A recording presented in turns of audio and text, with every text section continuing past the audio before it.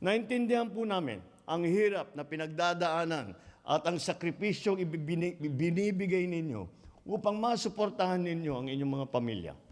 Napilitan kayong mawalay sa kanila at iiwan ang kulturang inyong nakasanayan para matugunan ang kanilang pangangailangan. Kaya't patuloy tayong nagsasagawa ng mga programang mapapabuti sa inyong buhay. Layunin ng ating pamahalaan na paghusayin ang mga serbisyo upang mahikayat hindi lamang ang mga dayuhan na mamumuhunan at mga turista, kundi pati na ang kapwa nating mga Pilipino na nais muling manirahan at mamuhay sa sariling bayan. Sinusuguro po natin na ang ating gobyerno ay may sapat na pagkakataon na naghihintay para sa lahat ng OFW na nais umuwi at tuluyan ng manirahan sa Pilipinas. Hangad din namin maging maayos ang inyong pagdating at pag-alis sa ating bansa. Kaya naman, naglaan tayo ng OFW lounge sa airport para may lugar kung saan pwede magpahinga. Masigasig din ang ating pakikipag-ugnayan sa iba't ibang bansang tumatanggap ng ating manggagawa para makabuo at ng bilateral labor agreement upang matiyak natin na ligtas at makatao ang trabaho at nabibigyan ng pagkakataong umunlad ang ating mga kababayan.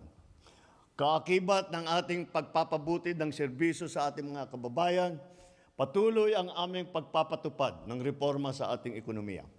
Kaya naman, puspusan ang ating pagtutulak ng mga programang sumusuporta sa maliliit na negosyo.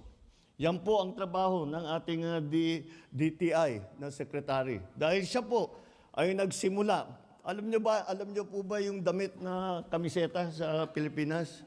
Siya po yun. At yung nag-start siya, nung nagsimula siya, parang sari-sari store lang nagsimula. Ngayon, milyonaryo na yan, si Secretary. Kaya alam niya ang nahaharap ng problema ng mga maliliit na negosyo. Kaya ang yung mga sari-sari store, yun, kaya yan ang tinutulungan natin ng husto. Kaya lagi nating ipinaglalabas at pinapaalam sa ating mga mahal na kababayan na may mga programa tayong na pagsuporta sa maliliit na negosyo. Bukod pa ron, para sa agrikultura, para sa turismo, sa industriya at teknolohiya. Patuloy rin tayong nakikipagtulungan sa pribadong sektor upang makalikha ng mas maraming trabaho para sa lahat. Ginagawa natin ito dahil naniniwala tayo sa galing at sipag ng Pilipino.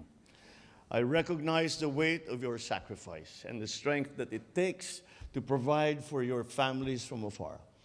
And that is why we will never tire of honoring you and finding ways to improve your lives.